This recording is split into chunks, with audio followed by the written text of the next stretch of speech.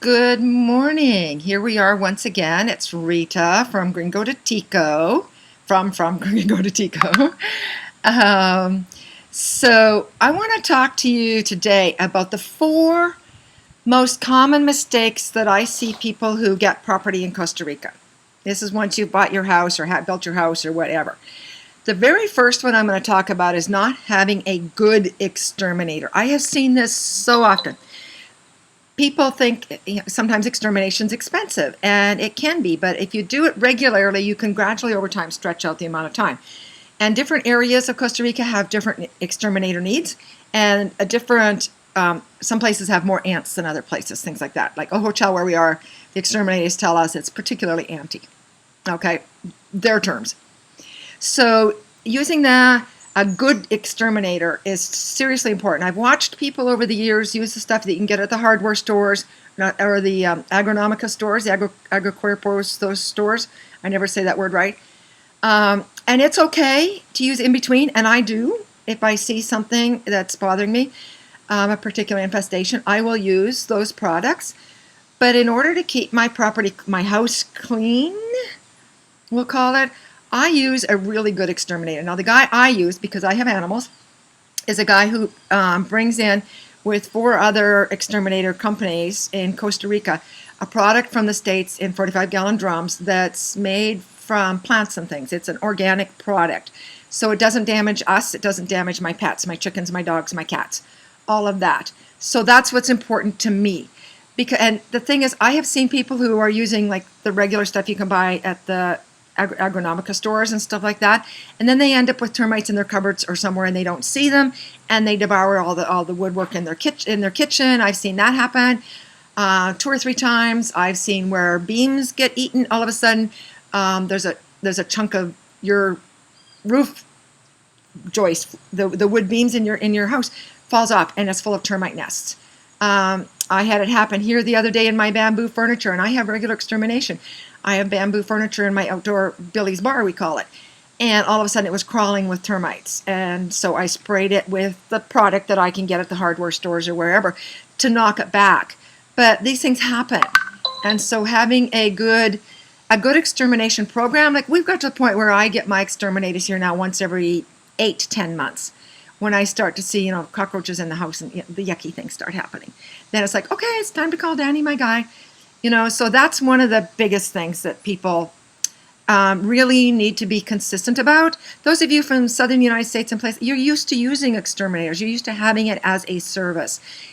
Continue doing that here in the jungle, one of the most biodiverse parts of the planet. Like, really? Come on, guys. Common mistake number 2. People who go out and work in the yard from 11 till 2. We are at the equator. We're 8 to 10 degrees north of the equator. We're virtually at the equator. We're in the tropics. Tropic of Cancer. I think it is. Capricorn. I can't remember. One of those. I have to look at my globe, figure that out. We're in the tropics.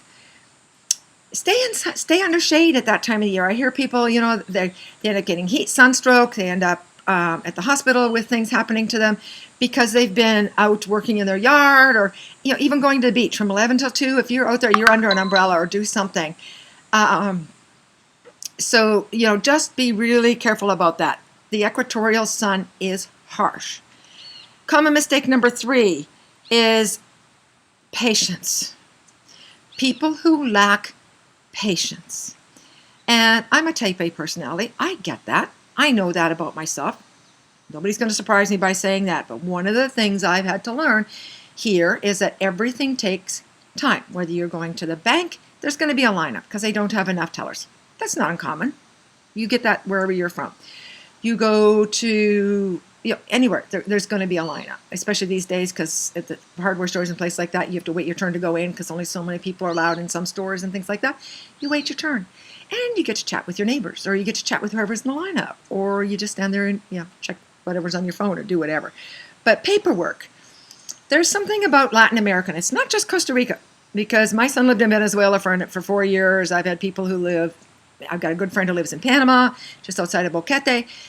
It's onerous, it's bureaucratic, it's all of that, and it's just part of what life is here. It's going to take papers. It's going to take special little stamps on papers. It's going to take all of those things, and it just does. So just know that. Don't be upset about it, whether it's waiting for your residency and somebody's told you they got theirs in 8 months and yours may take 14. It's just whose desk it gets stuck on, and then that person goes on vacation and gets backlogged. It's those kinds of things that happen, and they're the only person who can process that paper. Jobs here, especially in things like immigration or any government things, they tend to be like little, what's the word I'm looking for? Oh my gosh, the words just escape me. But it's like that's their thing, and that's they're the only person that can do it, and the only way it gets done is by going through their specific hands. Okay, so understand that. Whether it's all those kinds of things, just understand those things do take time. Common mistake number 4: not asking enough questions of the people who've lived there a couple of minutes longer than you. I have seen people who come here and they think they need to be really independent. They think they need to just be doing things, figuring things out on their own because back where they're from, that's what you did. Here, that will get you into trouble.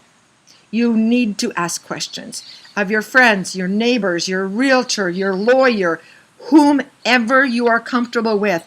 You need to ask the silly questions. If you don't, you will get into trouble, and you will get disenfranchised and disappointed, and you will go back to North America. I've seen it in the 18 years I've been here so many times. It's just, and I can see it coming. I see them arrive in our community. I see them out doing things, and they're not asking people how to do things. What's the best way? When I first came here, my questions to the ladies, especially the women who lived here a couple of minutes longer than me, was, what's the biggest mistake you ever made? What's the biggest mistake you've ever seen anybody make? What's the most important thing you can tell me to do so I will survive and do well here? Those kinds of questions were the questions that I asked, and that's how I started Gringo To Tico, because I wrote them down and I started sharing that information with people. And that's how this whole thing got started. But you guys, you gotta ask and find somebody who will answer for you. I am here for you anytime. So feel free to ask me. So those are the 4 most common mistakes that I see people make that gets them into trouble, and it can be financially, it can be emotionally, and makes them feel like they don't want to be here, and they get frustrated with Costa Rica, and then they start thinking they need to go back to where they came from, and then their property comes up for sale. And that's so, so, so sad. Have a great day.